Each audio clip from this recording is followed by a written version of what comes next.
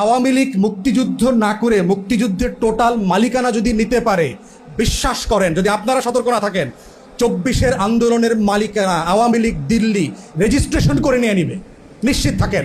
সেনাবাহিনী প্রধান উনি দেবদূত আকারে হাজির হয়েছেন। উনি এসে হাসিনাকে রিকোয়েস্ট করছেন, আপা আপনি আপাতত একটু হলিডেতে যান, আমরা ওইখানে হলিডে রিসোর্ট আপনার জন্য বুক করে রাখছি দিল্লিতে, দোতলা বাসায় গিয়ে থাকবেন, আপনি পরিস্থিতিটা ঠান্ডা হয়ে যাক, আপনি রাজাপাকসের মতো আবার এসে আগামী বছর নির্বাচন করবেন। এই কোনো সমস্যা হয়নি।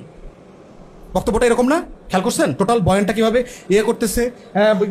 মানে বিশ্বাস করে ইউনুসকে দিছিলাম দায়িত্ব, কেউ দেখি মব ঠেকাইতে পারে না, এই আবার খুন খারাপি। সুশীলরা বলা শুরু করছে না, আইন শৃঙ্খলা পরিস্থিতির এত খারাপ অবস্থা 16 বছরেও নাকি ছিল না। খেয়াল করছেন? হ্যাঁ, কি লাভ হইলো? জিনিসপত্রের দাম বাড়তেছে, বিদেশি বিনিয়োগ আসতেছে না, চাকরি বাকরি হচ্ছে না, পুলিশের নিরাপত্তা দিতে পারতেছে না। তো আগেই তো ভালো ছিলাম, তাই না? এমন রাষ্ট্র কি চেয়েছিলাম, তাই না? ব্যাপারটা এরকম, এমন রাষ্ট্র কি চেয়েছিলাম? এই রাষ্ট্রের জন্য কি 1400 মানুষ জীবন দিল? এত জীবন দেওয়ার পরও আওয়ামী লীগ নির্বাচন করতে পারবে না? কেমন সম্ভব? কিভাবে সম্ভব? এত রক্তের পরও একটা সেকুলার পলিটিক্স এখানে থাকবে না? এত রক্তের পরও বাংলাদেশে মুক্তিযুদ্ধের পক্ষের শক্তি সে রাজনীতি করতে পারবে না? এত মানুষ এই কারণে জীবন দিয়েছে, কয়দিন পরে এটাই বলবে যে এত শহীদ রক্ত, এত ছাত্রলীগের নেতাকর্মী গত বছর জীবন দেওয়ার পরে আওয়ামী লীগ রাজনীতি করতে পারবে না, সেটা কিভাবে সম্ভব? খেয়াল করছেন? এই বয়ান যদি আমরা এখন থেকে চ্যালেঞ্জ না করি, এইটা যেতে যেতে আওয়ামী লীগ ভারত মিলে, বামপন্থীরা মিলে এমন জায়গায় নিবে। সাদেক কায়ুমরে তো অলরেডি পাকিস্তানি বানাই ফেলছে না? হাদিরে অলরেডি পাকিস্তানি বানাই ফেলছে না? আমারে তো প্রতিদিন ফ্লাইটে পাকিস্তানে পাঠায় দেয়। তা আমার বউ নিচে লিখছে, ভাই পাকিস্তানের সাথে ডাইরেক্ট ফ্লাইট এখনো নাই, পাকিস্তানের উপপ্রধানমন্ত্রী আসছে, ফ্লাইটের দিন তারিখটা তারপরে ঘোষণা করা হবে কবে যাবে উনি পাকিস্তান। যেহেতু আমার পাঠায় দিবে, ফ্লাইট লাগবে, তো ইসলামাবাদের সাথে এখন ফ্লাইট নাই, এই জন্য নতুন দেখবেন ইসলামাবাদের সাথে ডাইরেক্ট ফ্লাইট হয়েছে। তো নিচে আবার একজন লিখছে, ভাই এই যে আপনারে পাকিস্তানে পাঠানোর জন্যই বাণিজ্য মন্ত্রী আইসা সরাসরি ইসলামাবাদের ডাইরেক্ট ফ্লাইটের চুক্তি করে গেছে, আমারে হাদিরে হাসনাতে সবারই পাকিস্তান পাঠাই দিব। তাহলে এই রাজনীতিটা খেয়াল করে দেখেন, আওয়ামী লীগ মুক্তিযুদ্ধ না করে মুক্তিযুদ্ধের টোটাল মালিকানা যদি নিতে পারে, বিশ্বাস করেন, যদি আপনারা সতর্ক না থাকেন, 24-এর আন্দোলনের মালিকানা আওয়ামী লীগ দিল্লি রেজিস্ট্রেশন করে নিয়ে নিবে, নিশ্চিত থাকেন। যে আওয়ামী লীগের রাজনীতি করবার জন্য মুক্তিযুদ্ধের সপক্ষের 1400 মানুষ জীবন দিচ্ছে শুধু শেখ হাসিনাকে ফেরায় নিয়ে আসার জন্য। এই বিএনপি, জামাত, এই সেনাবাহিনী মিল্লা হেরে দেশ থেকে পাঠাই দিচ্ছে। ইতিমধ্যে দেখছেন না, ছাত্রলীগের গুন্ডা পান্ডাও এই আহত নিহত শহীদের তালিকায় ঢুকে গেছে। হেলমেট বাহিনীর প্রচুর সদস্য ঢুকছে না? তো এটা কদিন পর তো প্রকাশ করবে, হ্যাঁ ওই যে সাদেক কায়ুম ছাত্রলীগের অমুক কমিটিতে ছিল, ফরহাদ অমুক কমিটিতে ছিল, এরাই তো আন্দোলন করছে। 20 বছর পরে মানুষের মেমোরি ফেড হয়ে যাবে না গ্র্যাজুয়ালি?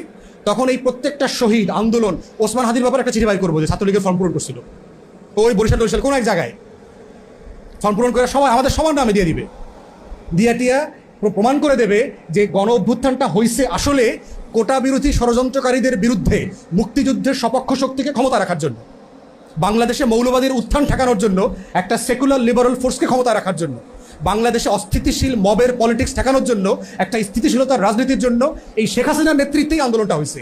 এইটাই বয়ান হিসেবে দাঁড় করাবে এবং এটাই হচ্ছে বয়ানের ক্ষমতা।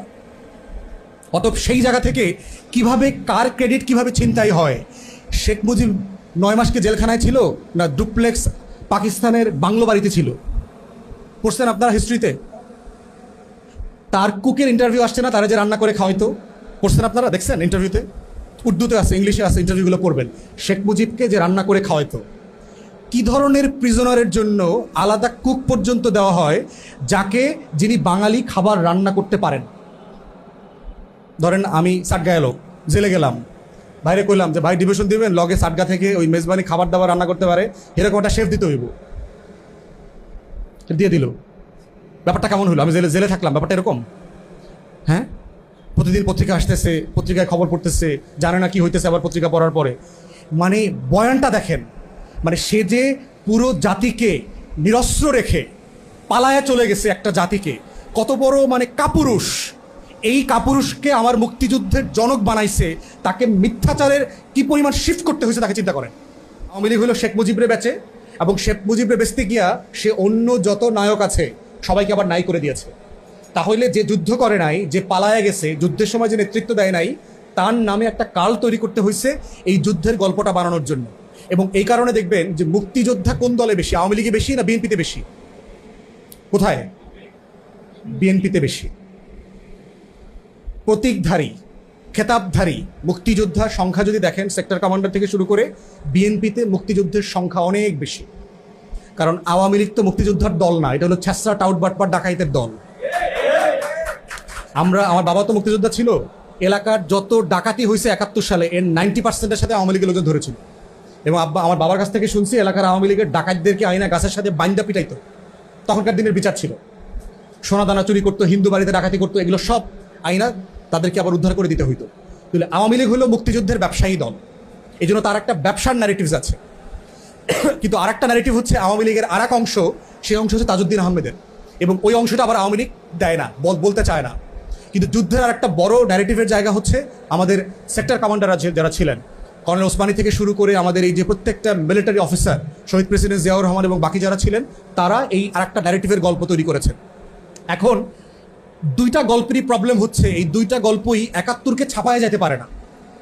দুইটা গল্পের লিমিটেশন হচ্ছে যে 71-এর আগে যে আমার শত শত বছরের এই মাটির লড়াই আছে, এই লড়াইটাকে সে আনতে পারে না। দুইটা গল্পেরই লিমিটেশন হচ্ছে সে ব্রিটিশ বিরোধী আন্দোলনে এই বাংলার মানুষের যে ভূমিকা, স্যাক্রিফাইস, ইভেন আপনার এই যে আফগান সীমান্তে ব্রিটিশদের সাথে যে যুদ্ধ হয়েছে, বাংলাদেশের মহিলারা সোনা দানা হাজারে হাজারে লাখে লাখে ভরি সোনা দান করে দিয়েছে। সেই এই যে আহমদ শহীদ সাহেবদের, আহমদ বেরলভিদের সাথে যে যুদ্ধ যে শত্রুদের সাথে করেছেন, ব্রিটিশদের সাথে করেছেন, বাংলার এই বিশাল হিস্ট্রি আছে, কন্ট্রিবিউশনের জায়গা আছে। তারপরে চিটাগংয়ের যে সিপাহী ছিলেন রজব আলী খান, হাবিলদার রজব আলী খান, ওনার নেতৃত্বে যে প্রথম ব্রিটিশ বিরোধী সিপাহী বিদ্রোহ শুরু হয়েছে। অত এই বাংলার এই যে লড়াইগুলো আছে, এইটা কখনোই 71 ছাপায়া যায় না। একটা জাতির হিস্ট্রি তৈরিতে এই যে চেইন দেখছেন না, শিকল কি করে, একটা শিকলের সাথে আরেকটা এরকম আটকায় থাকে না, লঞ্চ থামায় দেখছেন না, লঞ্চ থামায়, জেটি থামায়, গাড়ি থামায়, রাষ্ট্রটা জাতিটা এইভাবে তৈরি হয়, জেনারেশনের সাথে জেনারেশন ট্যাগ করে। কিন্তু বাংলাদেশ রাষ্ট্রটাকে যেভাবে তৈরি করা হয়েছে যে আমার 71-এর আগে আমার আর কোনো অতীত নাই, আমার গর্ব করবার মতো আর কোনো গল্প নাই। নবাব সলিমুল্লাহ ঢাকা বিশ্ববিদ্যালয় করলেন, নবাব সলিমুল্লাহর বাড়ি কই ছিল, কোথায় ছিলেন তিনি কোন এলাকার নবাব ছিলেন? ঢাকা বিশ্ববিদ্যালয়, বুয়েট, মেডিকেল, এই আশেপাশে যা আছে কার জমিতে, এগুলো 650 একর জমি দান করছে। তো আজকে যারা ঢাকা বিশ্ববিদ্যালয় পইরা এইখানে দিল্লির আধিপত্যবাদের রাজনীতি করে, বাম রাজনীতি করে, জমিনদারির পক্ষের রাজনীতি করে, ওরা কার টাকায় লেখাপড়া করছে, স্কলারশিপ দেয়, কার টাকায় স্কলারশিপ দেয়? ওই লোকটার নাম কি? দানশীল, কি নাম? হাসি মোহাম্মদ মহসিন। এই যে আমাদেরকে 5-এ এটা স্কলারশিপ দেয়, এই স্কলারশিপের টাকার অরিজিন কোথেকে আসছে? এখন তো সরকার দেয়। হিস্টোরিক্যালি এই যে মুসলমান ছেলে মেয়েদেরকে ক্লাসে ক্লাসে বৃত্তি দিয়ে, কৃষক পরিবারের ছেলে মেয়েরা তো পড়ালেখা করতে চাইতো না, ও কি সকালে ধান খেতে যাবে না স্কুলে যাবে? ওর তো একটা পেটের লড়াই আছে। হাজি মোহাম্মদ মহসিনের মতো মানুষরা এখানে টাকা দিয়ে দিয়ে মুসলমান ছেলে মেয়েদেরকে পড়াইছে। তাহলে ওর লড়াইটা কোথায়? আমি এমনি এমনি রাষ্ট্র হয়ে গেলাম? তাহলে বাংলাদেশের ইতিহাসের সাথে ঢাকা বিশ্ববিদ্যালয়টা একটা বড় ইতিহাস না? নিখিল ভারত মুসলিম লীগের সম্মেলনটা 4 সালে কোথায় হয়েছিল? সারা ভারতবর্ষের মুসলমানরা কোথায় একত্রিত হয়েছিল? এই শাহবাগে। এই যে আজকের আপনার মধুর ক্যান্টিন থেকে শুরু করে যে পুরো অঞ্চল, এটা ছিল বাগানবাড়ি, এইখানে সম্মেলন হয়েছে, শাহবাগ থেকে শুরু করে পুরো অঞ্চলের ভিতরে। তাহলে মুসলিম লীগের ইতিহাস কেন আলোচনায় নাই? পাকিস্তান আন্দোলন, লাহোর প্রস্তাব, এই যে প্রত্যেকটা স্টেজের সাথে স্টেজকে কানেক্ট করা, এই কানেক্ট করার রাজনীতিটাই হচ্ছে আমরা বলছি বয়ানের রাজনীতি।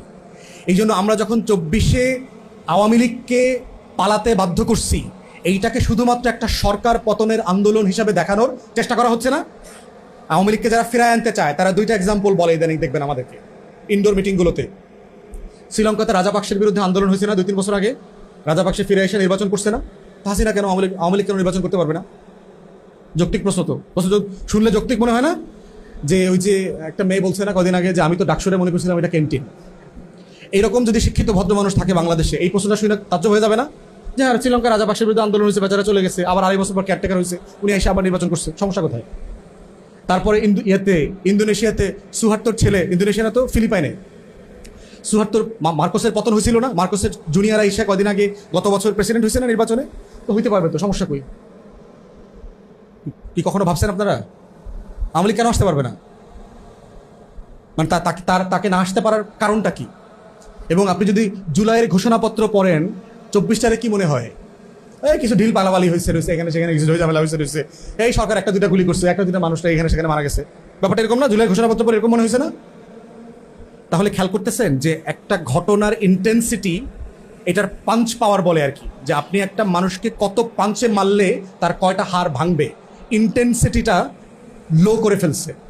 আমার গণ অভ্যুত্থানটা যে স্কেলে হয়েছে, যে ইন্টেন্সিটিতে হয়েছে, এইটাকে খুবই ছোট করে নিয়ে আসতেছে। ছোট করে আনতে আনতে এমন হয়েছে যে কোনো দল এটা 75-এর নভেম্বর মাসে নিয়ে গেছে।